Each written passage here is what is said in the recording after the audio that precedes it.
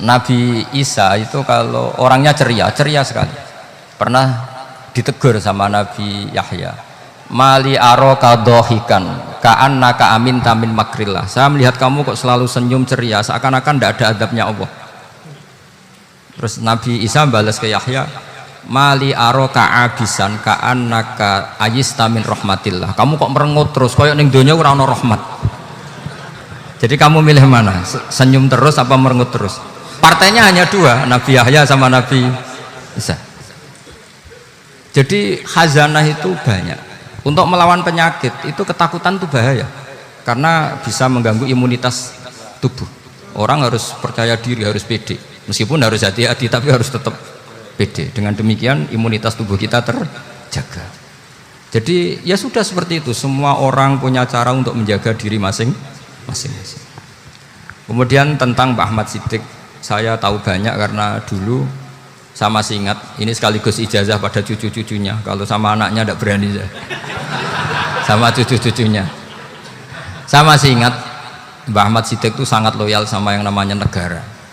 Kita tahu beliau adalah termasuk orang yang bintang ketika Muktamar Situbondo, ketika NU pertama kali nerima asas tunggal, yaitu Pancasila. Kayak apa ulama-ulama kita, ya mulai Mbah Ahmad Siddiq, Mbah Ali Maksum, Gus Dur, Mbah As'ad, semuanya lah, termasuk Mbah Mun, semuanya loyal sama negara, sehingga NU menerima asas tunggal. Itu saya masih ingat karena bapak dulu perwakilan dari NU cabang Lasem.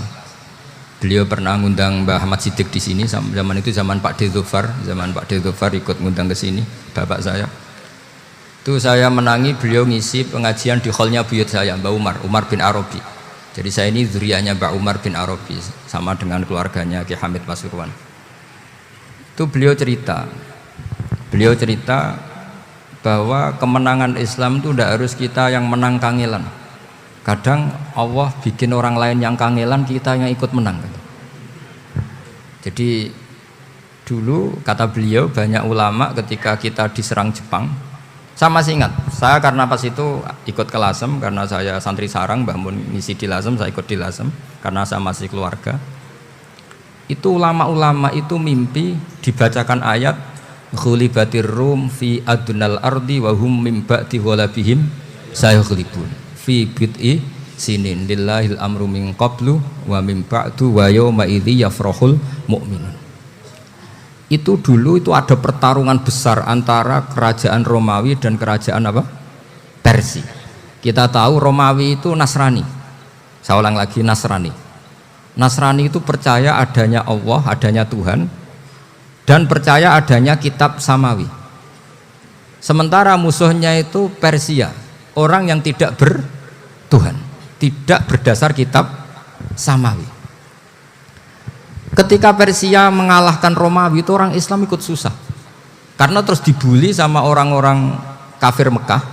Orang kafir Mekah adalah orang yang tidak punya kitab samawi.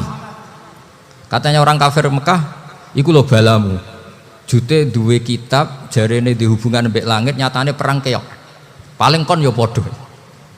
Jadi ada analogi bahwa kalahnya orang Nasrani itu dianggap simbol kekalahan orang yang bertautan atau berhubungan dengan langit. Akhirnya orang Islam susah.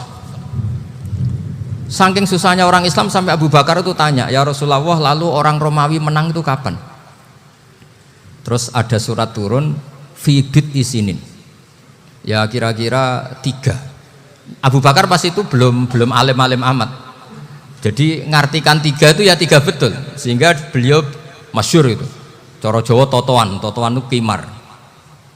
Pokoknya nanti Romawi pasti menang 3 tahun lagi. Akhirnya ketika datang itu taruhannya dengan 10 unta, datang ke Rasulullah, Nabi menjelaskan, loh ndak, bid'u itu mabena salas ilatis itu 3 sampai 9. Kamu jangan bilang 3. Ya sudah, taruhannya ditambah sampai 100 unta. Tapi pembuktiannya enggak 3 tahun, tapi nunggu 9 tahun. Sampean jangan tanya, berarti dulu pernah taruhan halal. Zaman sebelum ngaji saya, sampean sudah sering taruhan, jadi jangan nyalahkan saya. Nanti itu ada ilmunya, namanya nasah mansukh. Dan taruhannya Abu Bakar tidak kayak sampean. Taruhan yang sangat-sangat demi Islam, bukan demi hadun nafsi. Betul. Ketika tahun ke-7 orang Islam itu menang. Gila ya, tahun 9 itu umat Islam menang. Menangnya umat Islam mengalahkan musyrik Mekah itu di Badar. Romawi mengalahkan apa? Persia. Gara-gara Romawi mengalahkan Persia itu cara berpikir orang tuh rubah. Ternyata langit itu ada, kekuatan langit itu ada. Sehingga meskipun akhirnya orang Kristen bilang ada Trinitas, terus mereka keliru dalam mengartikan Isa, tapi ada sekian nabi yang mereka sebut dan mereka hormati. Ada sekian kesamaan. Sehingga dalam Islam, saya ulang lagi, dalam Islam, andai kan disuruh milih orang komunis sama orang Nasrani, Islam tentu sama-sama kerjasama, milih sama yang Nasrani, karena ini ahli kitab, kerjasama loh, bukan milih menjadi Nasrani. Nanti kalian salah paham, senangannya terus bully, itu semangatnya pasti hasut. Nah, terus lalu relevansinya dengan Indonesia gimana? Wa yauma idzi yafrahul mu'minun, ketika orang Romawi yang punya kitab samawi mengalahkan Persia yang tidak punya kitab samawi, itu orang Islam ikut bunga, ikut gembira. Itu semua kiai banyak yang mimpi seperti itu. Ini cerita Pak Ahmad Siddiq, saya dengarin. Ternyata betul, Jepang itu nggak dikalahkan Indonesia. Jepang, Hiroshima dan Nagasaki dibom oleh apa? Sekutu. Akhirnya Jepang pulang. Pas Jepang pulang, Indonesia merdeka. Itu dulu kiai-kiai sudah nakwil bahwa menangnya Indonesia itu tidak harus mengalahkan penjajah. Pokoknya nanti penjajah ada yang mengalahkan. Jadi orang Islam zaman itu tidak bisa mengalahkan Persia, yang mengalahkan itu Romawi. Tapi orang Islam ikut gembira.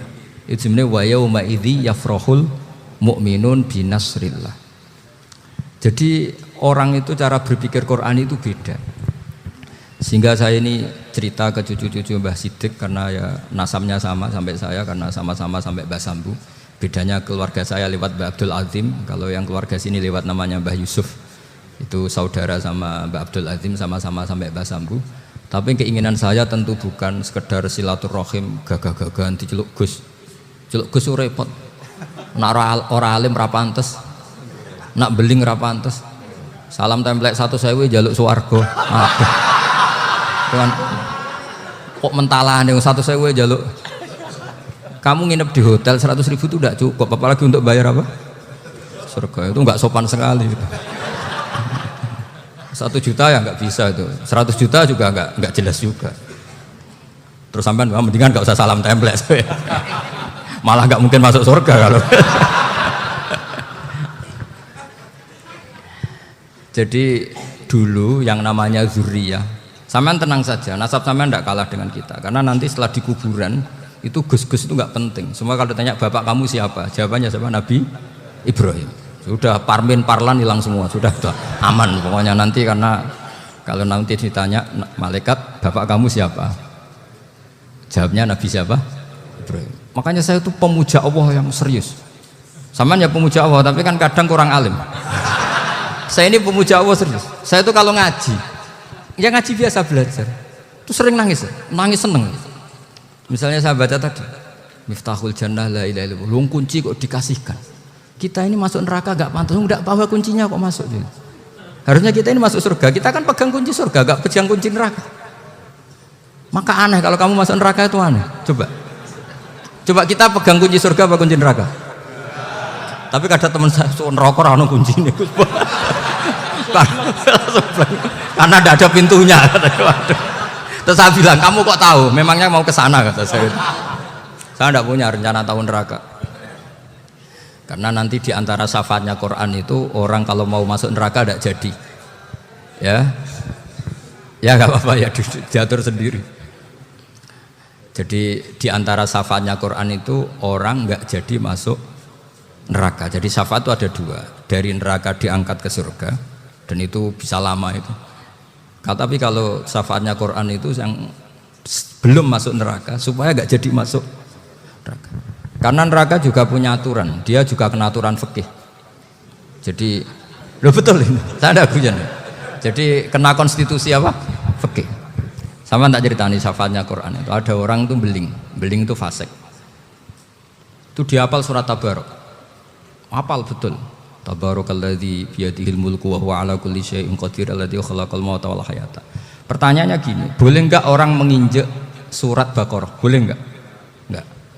Padahal orang hafal Quran itu artinya ayat itu ada di hatinya. Fa inna wa ta'ala la yu'adzibu qalban wa al-Qur'ana. Allah tidak akan menyiksa hati yang menyimpan Quran, yang jadi flash disknya Quran, yang jadi rekaman Quran. Singkat cerita orang ini hafal. Pas ketemu Mungkar Nakir prosedur kan, ini orang fasik mau diantemin sama Mungkar Nakir. Prosedur ya, dia kan prosedur standar. Si surat Tabarok akhirnya menjelma jadi seseorang yang gagah berani. Kamu nggak boleh nyiksa orang ini. Saya ini kalamullah. Kalau kamu nyiksa dia berarti nyiksa saya. Kamu berani sama kalamullah? Wah ya tidak berani jadi Mungkar Nakir. Tapi orang itu nakal, harus saya gebukin. Tapi kata Quran tadi, tapi saya di situ pasti kena saya. Oh debat, nggak ada lajnahnya ini nggak ikut.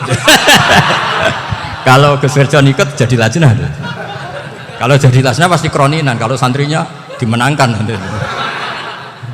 Akhirnya debat. Ya sudah kita ketemu Allah.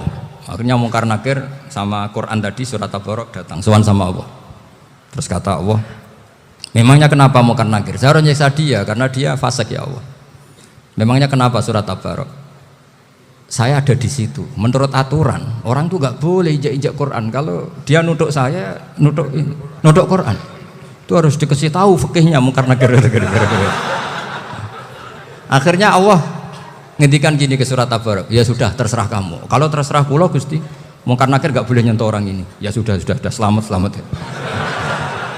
Sehingga terus itu sama baca di termasuk mujizatnya surat Tabarok di tafsir Ibnu Katsir banyak. Karena tadi logikanya malaikat itu juga kena aturan fikih. Sehingga banyak ulama termasuk Said Muhammad ngendikan pertanyaan Mungkar Nakir itu tidak semua orang kena. Kalau semua orang kena nanti kalau tanya Nabi Muhammad, waman nabiyuka? Kacau kan jamnya. Nabi kamu siapa? Lu saya ini nabi. Ya kan? Lah nanti kalau pas ketemu Nabi Ibrahim, waman abuka? Jadi repot kan? Makanya ada kiai yang guyon kalau ditanya marab buka, saya ini guru tauhid sembrono. Saya ini ngajar Ummul Baro'in, kamu tanya marab buka. Masyhur itu keramatnya Imam Malik itu. Ada Ashabu Malik, rajulun min ashabi Malik. Beliau ditanya Mungkar Nakir marab buka manabi buka. Imam Malik datang, ini seumur-umurnya itu ngajar tauhid. Kok kamu bedai itu enggak sopan kamu. Dan kita berharap barokah sampean ngaji nanti itu. Yes. Malaikat itu anak sungkane itu. Jadi itu ada itu. Dan saya meskipun guyon itu serius. Bedanya orang alim sama ndak itu di situ. Kalau orang alim itu guyon itu masih benar, masih serius. Coba saya bacakan ayatnya. Ala inna auliya Allahi la khaufun alaihim wa lahum yahzanun. Terus lahumul busyra fil hayatid dunya fil akhirah. Artinya kalau Mungkar Nakir dengan penampilan garang gitu, berarti ada ketakutan apa enggak? Ada, padahal ciri utama walinya Allah tidak ada ketakutan. Makanya itu termasuk dalilnya Sayyid Muhammad, tidak semua orang alami seperti itu karena wali-wali itu la khaufun alaihim wa lahum yahzanun. Wah anak kiai ketemu karena kerja buat tidur wedek. Iku dreseke ora kok pertanyaan tok nak konan santri piye. Lho isen wis kiai dihanjuti Mungkar Nakir. Malu gak kira-kira? Mesti pelengahan konan santri piye. Nah jawabannya gampang karena pernah ngajar tauhid. Makanya Sayyidina Ali ini cerita ini ada di kitab Nurul Dholam. Sama lihat di kitab Nurul Dholam karangannya Syekh Nawawi Banten. Itu Sayyidina Ali itu ya, andekan orang biasa mungkin ya agak-agak hasut, tapi ini wali gak boleh kamu katakan hasut. Dia itu mangkal sama Umar. Orang kok setiap orang pernah dibentak. Apa dia berani bentak Mungkar Nakir? Penasaran dia. Bagaimana kerengnya Umar itu berlanjut enggak gitu kira-kira. Akhirnya minta, ya Allah saya minta kasyaf. Ya karena yang minta Sayyidina Ali karena mau wajah dituruti sama kasyaf. Dilihat Sayyidina Umar pas meninggal itu. Jadi hasud itu ya kadang penting asal baik. Loh betul bahasa Kanjeng Nabi kadang la hasada illa fisnaten. Itu Nabi bahasakan ya hasad. Gus Wirson saja yang nafsirkan ghobtoh itu kan gaya-gayanan sebagai ulama. Aslinya Nabi ngendikannya itu la hasada illa fisnaten. Ulama yang ganti itu namanya ghobtoh. Wong Nabi sendiri nyebut hasad kok kamu tafsiri laptop. Ya hasad ya. Hasad. Udah enggak usah ditakwil-takwil pokoknya gitu. Kalau sampean nggak percaya nggak apa-apa. Kok gitu aja kok repot. Karena sampean nggak percaya kemungkinannya dua. Satu nggak ngerti. Dua sama-sama alim kan dari awal kalau sama-sama alim kan laisali alimin ayuqallida aliman akhor. Kita nggak perlu saling mengikuti. Ngapain hasud? Biasa aja. Akhirnya Sidina Ali kasih. Pas Umar bangun, setelah mati kan bangun, setelah meninggal bangun. Mungkar Nakir datang dengan perang yang sangat garang. Itu digambarkan Sidina Ali matanya itu kal kidril ghali. Kayak apa? Kendil yang apa? Mengangang. Wah, seru. Sayyidina Ali senang, paling takut ini Umar. Senangnya bukan main, wah ini mesti takut Umar. Biasa. Ternyata enggak, Umar malah bangkit. Woi, Mungkar Nakir ya. Kamu tahu menghadapi siapa? Itu betul ya? Kamu itu menghadapi temannya Ahabbal Khalqi ilallah. Yang diandalkan temannya bukan dia. Kamu tahu yang kamu hadapi, saya ini teman kekasihnya Allah. Jadi boleh kamu mengandalkan Mbak Virjon. Tapi nanti resikonya Mungkar Nakir tanya, itu Virjon siapa? Wah itu masalah kan. Makanya syaratnya wali itu harus ma'rufun fis sama. Di langit sudah populer. Makanya dulu ada orang yang saking seninya Abdul Qadir ditanya apa saja jamnya Abdul Qadir Al-Jilani itu aman karena beliau populer. Makanya program kita harus populer dulu di langit. Nah, itu nanti kalau dicatut oleh santri-santri nggak apa-apa. Kalau nggak populer nanti dicatat itu siapa? Masalah ini. Umar itu yang dibanggakan itu, kamu tahu saya siapa? Ya enggak tahu. Saya ini temannya kekasihnya Allah. Temannya Muhammad. Iya Muhammad Rasul. Wah mikir waduh. Repot. Loh di dunia aja gitu kan temannya presiden, temannya panglima, apalagi ini temannya Sayyidul Awalin wal Akhirin. Di dunia aja bilang temannya presiden, menteri orang sudah takut, apalagi ini temannya Sayyidul Awalin. Hanya Mungkar Nakir terus konfirmasi sama Allah, gimana ya Allah ini ngadepi. Sebetulnya diandalkan itu temannya, bukan dia. Wah, akhirnya sama Allah dibilang ya bu, ya sama seorang seperti itu bu yang sopan. Terus semenjak itu Mungkar Nakir itu nggak selalu berpenampilan seperti itu, sangat seperti itu. Jadi semoga itu konsisten sampai nanti. Jadi kamu kalau ingin nggak takut Mungkar Nakir jadi wali dulu. Karena syaratnya tadi hanya wali sing la khaufun alaihim walahum yahzanun lahumul busyra fil hayatid dunya fil akhirah. Jadi orang itu kalau ngaji itu harus khatam. Jangan semuanya kena pertanyaan. Dan kalau semuanya kena pertanyaan nanti repot. Kalau Nabi Muhammad ditanya waman Nabi Yuga, Nabimu siapa? Lu kan terus jadi aneh. Jadi makanya ngendikane Sayyid Muhammad semua ulama lah, nggak ada am kecuali ditaksis, kecuali sifatnya Allah. Misalnya bikulli syai'in alim ya benar-benar bikulli syai'in. Tapi kalau am semuanya pasti ada taksis, meskipun dalam muhawarah muhadasah biasa. Ya, misalnya contoh gampang, istri kamu baru seneng kamu, mas nak pengen apa-apa itu lapor aku, gak apa-apa mas, mesti aku seneng sama lapor. Iku di aku pengen wayo. Wah langsung jadi apa wae. Mesti apa wae maksudnya kecuali itu gitu. Padahal kalau ngomong mas sampean ingin apa saja tak dukung. Terus sampean bilang kepengen iku wayo. Kira-kira disetujui apa enggak? Sama seperti kita kalau punya teman akrab, wes nang omahku gak apa-apa, anggap aja omahmu dewe. Terus mlebu-mlebu kamar. Jadi tidak ada am kecuali ditaksis. Artinya kalau ada cerita bahwa orang mati pasti ngalami ditanya Mungkar Nakir, itu pasti ada am yang ditaksis. Itu pasti juga dialami para anbiya, para auliya. Karena ciri utama wali itu la khaufun alaihim walahum yahzanun. Kemudian saya yang mau cerita ya supaya sampean bisa menghadapi dunia global ini, tak bawa tafsir Munir termasuk tadi. Kenapa orang Islam Rasulullah SAW itu lebih senang kalau yang menang itu orang Nasrani Romawi ketimbang yang menang itu orang Faris, dalam hal ini ateis. Karena orang ateis itu lebih ngeri. Sebetulnya beberapa penemuan sains, terutama di ilmu medis itu orang Amerika, kayak cloning. Tapi orang Amerika itu masih dilarang oleh gereja untuk mengaplikasi, karena nanti bayi cloning itu dipakai suku cadang. Di Amerika masih ditentang oleh fatwa-fatwa agama, baik Islam maupun Kristen. Tapi di Cina itu dipraktekkan, karena nggak ada halangan agama. Di Cina itu biasa ada kondom diolah lagi jadi alat-alat aksesoris. Di Amerika tidak ada karena masih ada agama, masih ada larangan. Sehingga orang Islam itu lebih takut kalau yang menang itu Persia, karena terus cara berpikir ternyata Tuhan itu tidak ada, langit nggak ada perannya. Jadi ketika yang menang Nasrani masih berpikir itu pertolongan Tuhan, meskipun mungkin cara mengatakan Tuhan beda dengan kita. Tapi ada satu kesamaan bahwa kekuatan samawi itu ada. Jadi disebut hulibatir rum fi adnal ardi wa hum min ba'di ghalabihim sahlibun. Di sini diterangkan oleh Syekh Nawawi supaya kamu tidak salah paham. Sebetulnya kamu katakan misalnya wah itu paham liberal, sebenarnya saya tidak tersiksa. Cuma takut yang mengatakan seperti itu cek goblokir atau ngaji gitu. Itu aja masalah saya. Ini saya baca ini karangannya Syekh Nawawi karena tadi kata Mbak Firjon ngaji itu harus sama orang yang bersanad. Saya ini kalah sama beliau itu berkali-kali. Secara nasab saya harus manggil Mbah. Secara silsilah ilmu saya juga kalah lagi. Saya sering disewani sama cucu-cucu Syekhona Khalil. Kiai Siddiq itu termasuk murid dekat beliau Syekhona Khalil.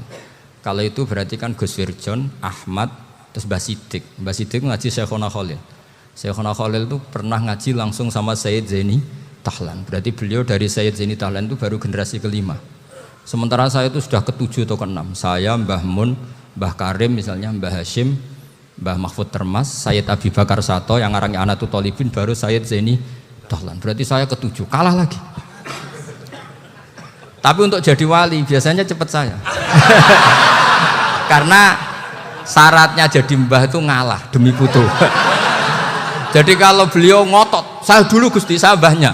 Wah itu mbah yang nggak baik.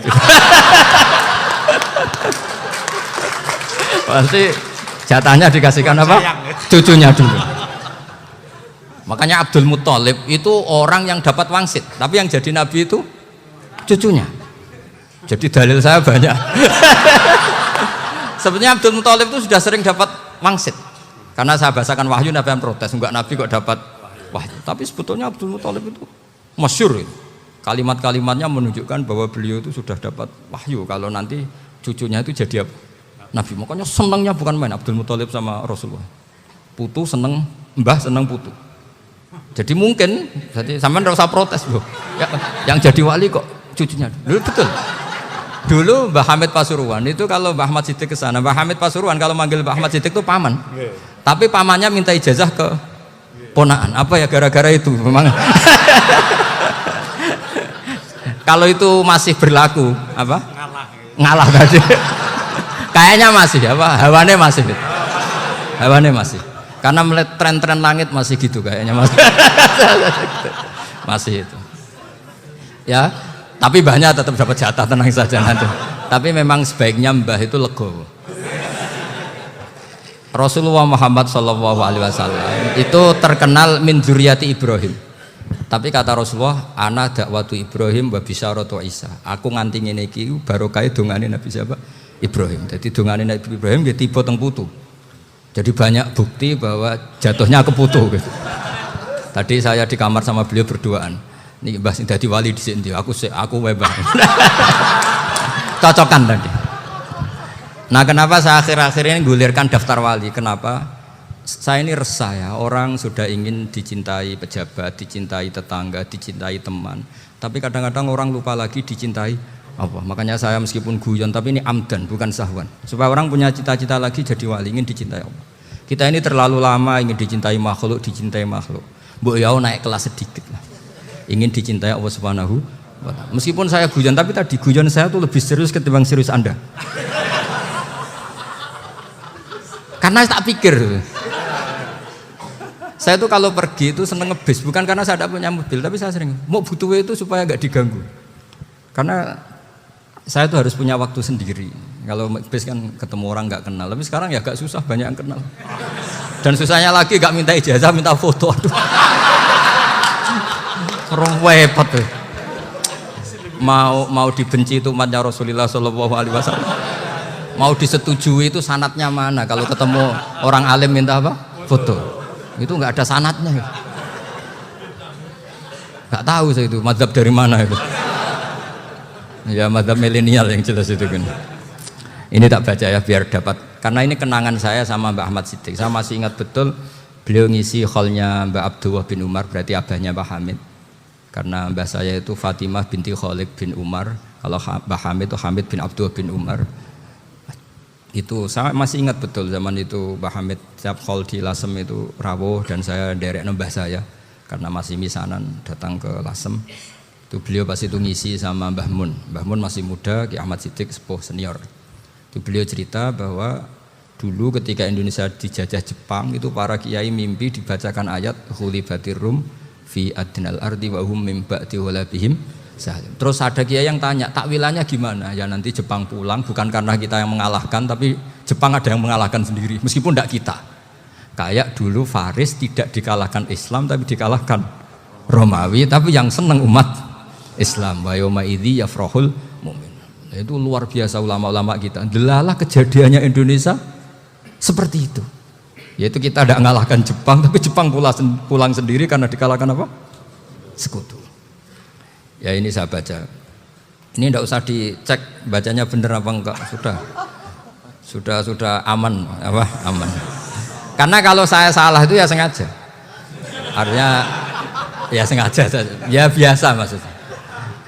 Saya kemarin ngisi di Pondok Peloso, di Pondok Al Munawir Jogja. Salah itu ada dua, ada salah yang memang benar-benar salah, itu nggak apa-apa bisa dimakfu, karena mesti sangke wong goblok salah yang terus itu. Ada salah bawaan ilmu, itu repot tuh dadan ini. Karena misalnya kita yang biasa belajar qiraah sabah wayah sibuhu, mesti diulang lagi wayah sabuhu. Karena qiraahnya Imam Asim itu hasibah yah sabu bifathis sin. Sementara kita kalau ngaji kitab kulino yahsibu. Sehingga kita yang biasa belajar sabah itu kalau baca kitab itu kayak orang bingung. Kadang-kadang yang ngaji juga bingung, Gus Pak mocok bulan pelin. Ya tepat-tepaan. Ada yang mengatakan Gus Pak bingung, ada yang mengatakan Gus Pak alim alamah. Ya tepat-tepaan nasib tadi. Karena memang ya sab'ah memang seperti itu. Misalnya kufuan itu Imam Asim baca kufuan. Tapi beliau punya murid namanya Syu'bah. Itu kalau baca kuf'an.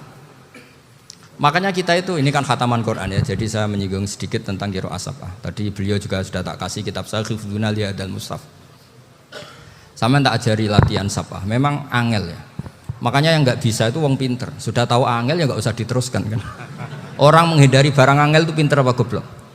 Pinter. Berarti wong goblok pinter. Saya tuh makanya sama orang goblok tuh respect. Jadi orang alim tuh angel apa gampang? Angel. Menghindari barang angel pinter apa goblok? Loh, orang menghindari barang angel pinter apa goblok? Pinter. Berarti wong goblok pinter. Jadi saya sama orang-orang goblok itu respect. Sudah tahu jadi orang alim angel ya barang angel ya harus dihindari. Makanya saya ini insya Allah umatnya Nabi yang termasuk yang terbaik. Amin. Karena mencintai umatnya Nabi termasuk yang goblok. Waduh, itu tidak gampang itu. Ya, karena tadi sudah tahu ya. Seperti itu loh orang naik panjat pinang itu yang naik karena ingin hadiah. Yang nonton sudah tahu, wah licin kok dinaikin mau keplodok ya. Tapi orang sepakat yang nonton juga pinter karena sudah tahu ribet kok. Tuku yang pasar kena lah apa mana. Sama juga gitu. Ngalim tafsir angel, ngalim fikih angel. Tapi karek ngaji ngerekam kan gampang. Itu pinter apa goblok? Pinter. Iya. Makanya kula niku mbok burohno ngono tok. Saya tadi dinasihati Mbak Firjon, muga-muga hati saya selamat. Saya itu meskipun kata orang banyak, muhibin saya banyak, tapi saya insya Allah tidak riak. Saya itu pakai kitab namanya Tasbidul Fuad, itu karangannya Sayyid Abdul Al-Haddad. Ketika beliau punya muhibin banyak ditanya, bagaimana ya Habib Anda menjaga hati Anda? Jamnya Sayyid Abdul Al-Haddad itu unik. Innama azzamu Allah. Mereka itu sebenarnya menghormati Allah. Cuma butuh sarana, dan itu saya. Jadi saya tahu sampean semua itu mencintai Quran, mencintai sunnah Rasul, mencintai hadis-hadis Rasul. Cuma sampean kan karena nggak paham, terus manfaatkan saya. Jadi sebenarnya saya ini korban. Gitu. Korban. Jadi saya mau riak gimana? Korban kok mau. Bangganya di mana tuh? Coba sampean misalnya ngaji tafsir, belajar sendiri kan susah. Terkibnya susah, maknanya susah. Bahkan beli kitabnya kadang nggak kuat.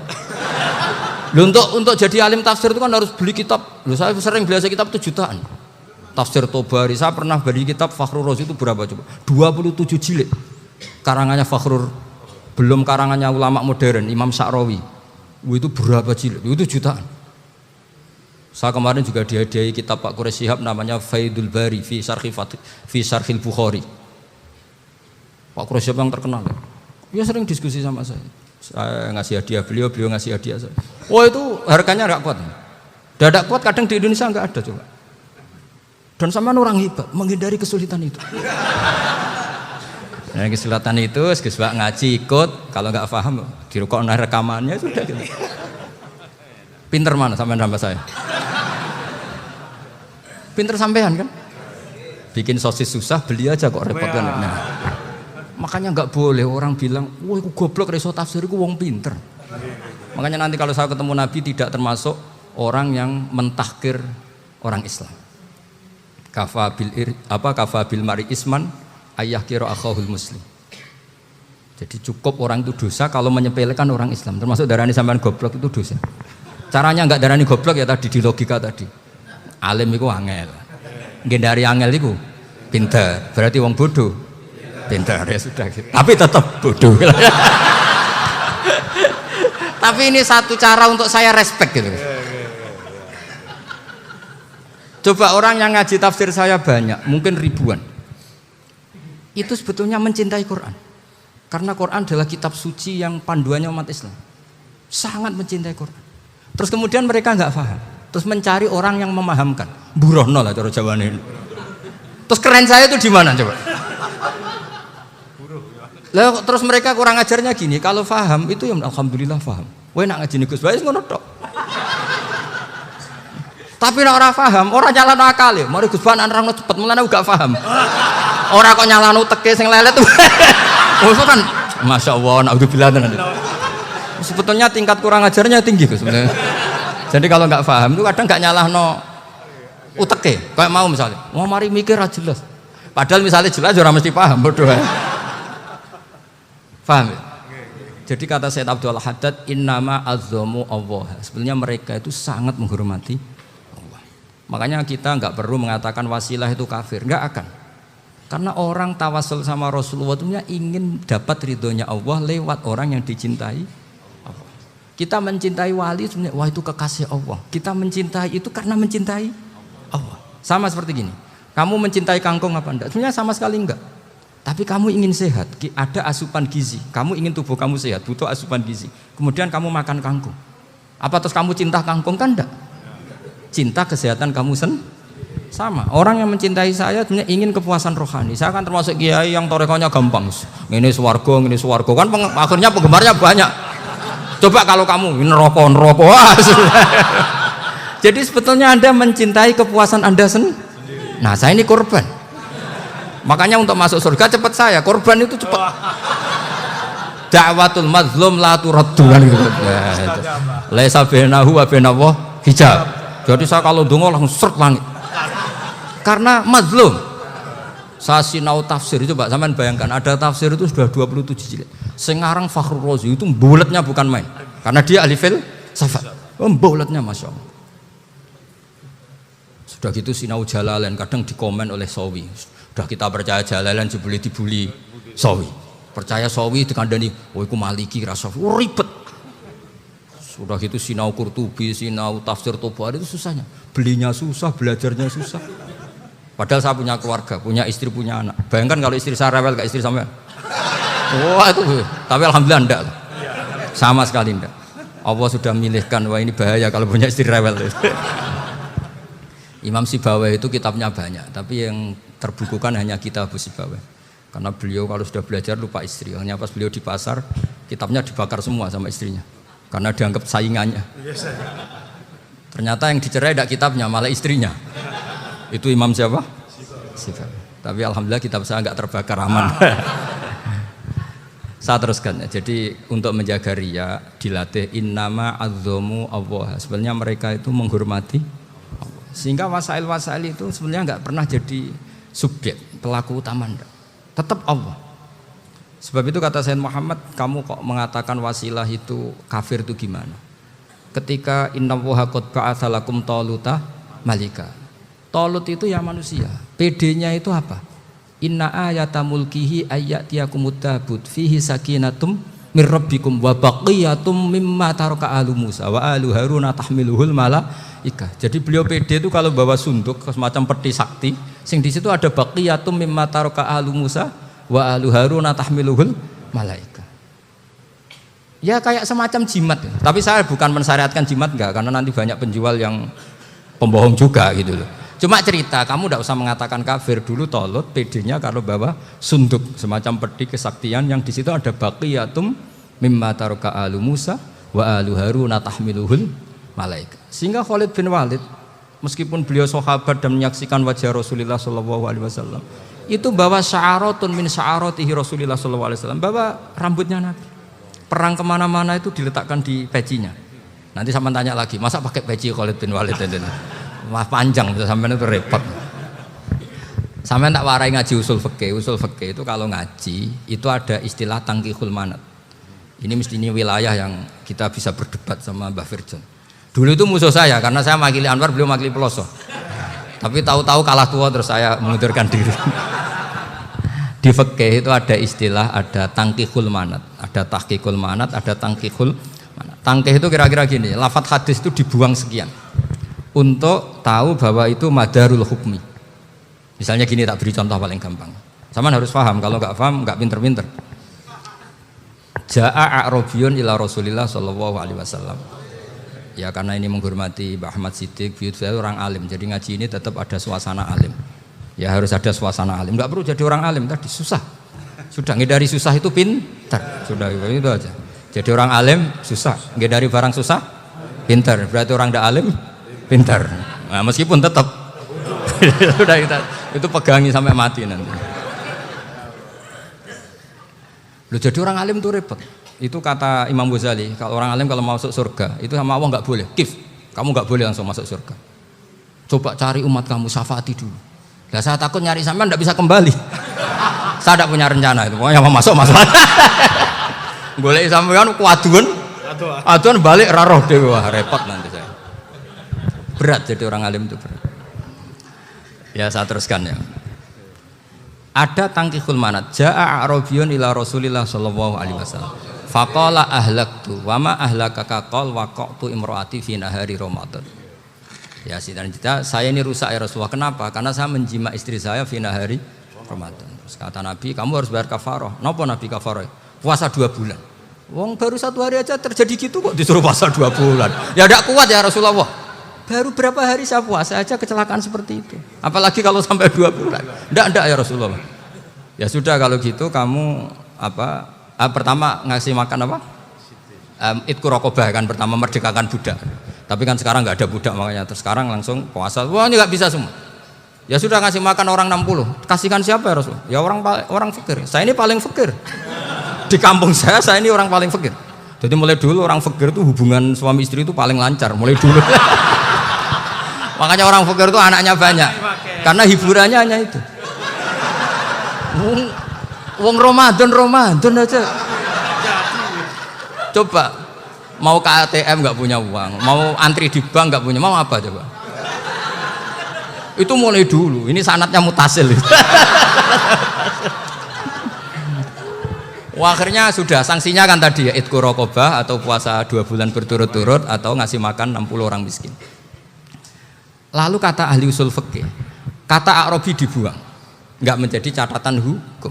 Orang kota pun kalau melakukan itu juga kena sanksi yang sama. Imro'atau juga dibuang. Andai kan itu dilakukan untuk amatnya juga ketentuannya sama. Nah sekarang perdebatan antara Imam Syafi'i dan Imam Malik begini. Sekarang pertanyaan gini, jima istri itu hukumnya boleh apa haram? Boleh kan? Lalu kalau ada orang tanpa udzur kemudian makan siang-siang, cara Imam Malik hukumnya sama, harus kena sanksi yang sama.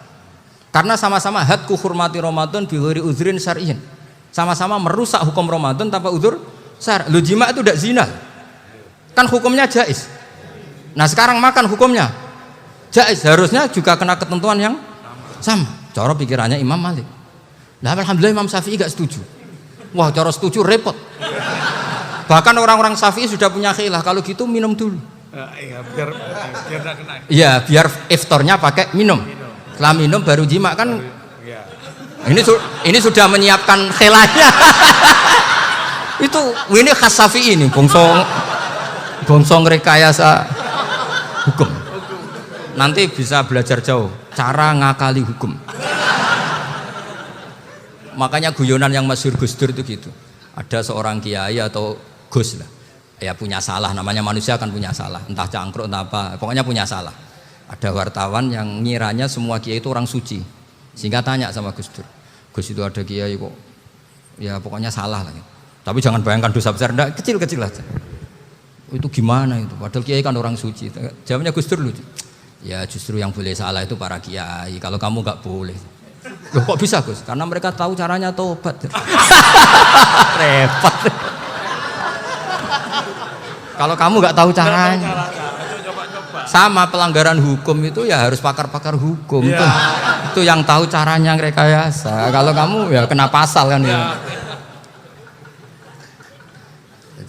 Jadi kamu jangan niru saya ini punya sekian cara untuk kembali. Nah, itu namanya khilah. Makanya kata Sayyid Muhammad, kamu tidak usah anti khilah. Karena Abu Hanifah itu membolehkan khilah, kitabul khiyal. Yang penting kamu soleh dulu. Setelah soleh nanti Allah maklumi. Soleh dulu, syaratnya soleh dulu. Kalau tidak soleh jangan. Contohnya gini, ada orang mau puasa lemes sekali, mau makan. Gampang, kalau langsung makan kan kayak hadku hormati Ramadan biwiri udrin sarian. Aku langsung mau jembera sowan Mbah Firjon. Sudah status saya apa? Musafir. Ya sudah, berangkat aja sampai Tuban makan. Nanti kalau nggak jadi ya nggak apa-apa sudah. Kan mulai pergi sudah musafir. Saya tidak tahu nanti malaikat tertarik gebuki nggak tahu. Tapi itu ada khilahnya, asal soleh. Karena kata Sayyid Muhammad dan semua kitab mengatakan itu. Kalau sama nggak tahu ya kebablasan. Nabi Ayub, nabi yang terkenal Gudiken itu siapa? Ayub ya. Nah, itu yang Israiliyatnya kan seru lah. Gudiken dikukur bek kreweng itu terlalu lah kalau itu. Untuk kreweng konti, ning Arab ora kreweng itu sudah masalah itu. Singkat cerita, Nabi Ayub ketika diasingkan kaumnya itu kan nggak punya sumber makanan. Lah orang lelaki itu mulai dulu egois. Istrinya Nabi Ayub itu cantik sekali, udah cantik, rambutnya bagus. Makanya kamu nggak usah tanya kenapa istrinya Kiai banyak yang cantik. Ya, warasatul anbiya, nggak boleh gitu. Kalau nggak cantik ya warasatul anbiya dari segi balak. Istrinya Nabi itu semuanya cantik. Nggak usah tanya sebabnya apa, pokoknya gitu, semuanya cantik. Singkat cerita, beberapa kali istrinya Nabi Ayub itu kerja demi bisa nafkahi Nabi siapa? Suatu saat itu tidak ada pekerjaan yang cukup untuk beli roti. Satu-satunya peluang dapat rezeki itu putrinya raja itu rambutnya berondoli. Terus ada sayembara siapa yang rambutnya bagus mau dibeli. Sampai rambutnya istrinya Nabi Ayub itu dijual. Nabi Ayub tersinggung karena itu mengurangi kecantikan. Jadi lelaki mulai dulu gitu. Udah nggak urun kalau istrinya nggak cantik itu komplain. Itu khasnya lelaki. Jadi kalau kamu gitu ada sanadnya juga, tenang saja ya. Komplain ya pegawaian itu. Saking mangkelnya Nabi Ayub terus ngendikan la adriban naki mi'ata sautin. Kamu akan saya pukuli dengan mi'ata sautin atau dengan 100 cambukan. Atau mi'ata dikhtin atau mi'ata apalah sesuai konteks zaman itu. Engko namanya pecut tuku konti kok ribet lagi. Singkat cerita akhirnya ketahuan bahwa istrinya menjual itu demi Nabi Ayub. Allah nggak ridho kalau kekasihnya yaitu istrinya Nabi Ayub wis perjuangan kayak gitu malah kena hukuman. Tapi Allah juga nggak ingin kekasihnya yang bernama Ayub melanggar sumpah. Padahal beliau sudah sumpah wallahi demi Allah nanti tak pukul dengan 100 kali. 100 kali dengan lidi lah misalnya, contoh yang gampang tuh lidi. Akhirnya sama Allah dikasih satu solusi. Wa khud biyadika dikhtan fadrib bihi wala tahnas. Ya sudah, lidi itu ikat jumlahnya 100. Terus pukul sekali saja, anggap saja sudah 100. Iku pangeran sing wari ngakali ngono iku pangeran. Tapi syaratnya soleh. syaratnya soleh. Jadi kalau kamu anti khilaf berarti anti ajarannya Allah di ayat itu. Wa khud biyadika dikhsan fadrib bihi walatan. Itu dulu ada, ini cerita di Ithaf. Ini cerita terakhir, ini sudah, sama jangan nama sudah. Terus pengumuman tadi, yang nggak pernah sepuh ngutang saya itu haram tadi. Karena tadi saya punya kewajiban di rumah yang bisa menggugurkan ya kewajiban yang lebih besar. Lebih besar itu ya tadi, bisa pernah guru, pernah sepuh. Yang jelas nggak umur. Umur sampean menangkap itu, tua yang serepot itu. Ada raja itu ganteng kaya, senengannya nikah perawan cantik. Itu semua kampung mesti kenal. Mungkin digilir atau gimana pokoknya. Suatu saat ada pemuda suka sama perempuan yang di kampungnya, cantik sekali. Kemudian pemuda ini ternyata pekerja di kerajaan itu. Tiap hari ditanya, wah itu yang di kamu yang cantik siapa? Mau saya nikahin gini. Wah bahaya ini saingannya raja. Jadi yang dibidik pemuda tadi itu saingannya. Si raja ini orang yang namanya raja kan gengsinya tinggi. Kaifatang kihuha wa qad ra'aitu qad qabbalaha rajulun. Kok mau nikah piye? Saya tuh pernah melihat dicium lelaki. Wah, gak mau. Gak gelem kadung ditambung lan waqat qabbalaha rajulun. Saya pernah melihat sendiri qabbalaha rajulun, dicium oleh lelaki. Wah, sudah gak minat raja langsung gak keren. Suatu saat pemuda tadi nikahi perempuan itu. Rajanya marah-marah. Kamu lelaki gak punya harga diri gini. Gak punya selera, gak punya harga diri, sudah pernah dicium orang kok tetap dinikah. Terus bilang ke raja, ta'rif manir rajul, lelaki itu siapa? Abuha. Kamu tahu lelaki itu siapa? Sopo? Abuha. Bapaknya. Saya kan hanya bilang rajulun. Pernah dicium lelaki. Lah pikirannya raja lelaki wis kowe-kowe ngene iki. Tapi butuhe canom mau raja ben gak sida. Itu aja tuh. Baru kayak digulirkan gitu waqat qabbalah rajulun. Wah enggak mau. Setelah itu suatu saat pegawainya tadi nikahi perempuan. Kamu enggak punya harga diri gini. Kamu tahu manir rajul apa abuha. Wah nak ngono aku gak apa-apa. Lah monggo sakniki wis bojo kula. Ora trimo wis diambung wis macam-macam. Lah itu namanya khilah. Apa? Khilah. Kalau di Balawa disebut tauriyah atau apa. Tapi saya tidak ngajari sampean seperti itu. Sudah pinter sebelum saya ajarin. Bangsa ngakali kan sudah pinter. Ya ini terakhir tak baca Arabnya saja nanti. Bismillahirrahmanirrahim. Biar dapat barokahnya Syekh Nawawi juga barokahnya guru-guru. Bismillahirrahmanirrahim. Wasababu nuzuli hadil ayati annahu kana baina farisa war rumi qitalun wa kanal musyrikuna yawadduna antaghliba farisu ar-ruma li anna farisa kanu majusiyan ummiyin wal muslimuna yawadduna ghalabatar rum ala faris liqaunihim ahla kitabin. Jadi zaman dulu orang Islam lebih senang kalau yang menang itu orang Nasrani. Kalau bandingannya ateis. Karena bagaimanapun percaya kekuatan langit. Sementara orang ateis sama sekali tidak percaya kekuatan. Apapun bedanya kita dengan Nasrani itu ada kesamaan, yaitu percaya adanya kekuatan langit. Sehingga ketika orang Romawi kalah itu orang Islam ikut susah. Paham ya? Makanya ini tak baca biar sampean enggak macam-macam pikirannya. Fab'atha Kisra saat terusnya, ya pokoknya seperti itu. Akhirnya Rasulullah SAW berdoa lebih senang yang menang itu Rom karena ahli kitab. Artinya apa? Kemenangan ahli kitab adalah kemenangan makhluk atau hamba Allah yang mentautkan kekuatan kita di bumi dengan kekuatan langit. Makanya saya berharap selain kita ikhtiar medis, kita harus memperbanyak istighfar. Bagaimanapun semua itu dari Allah Subhanahu wa ta'ala. Kita menghormati negara dengan ikhtiarnya, tapi saya mohon sekali kita juga istighfar, karena semua itu juga ditentukan oleh Allah, oleh langit. Ya, saya kira demikian. Assalamualaikum warahmatullahi wabarakatuh.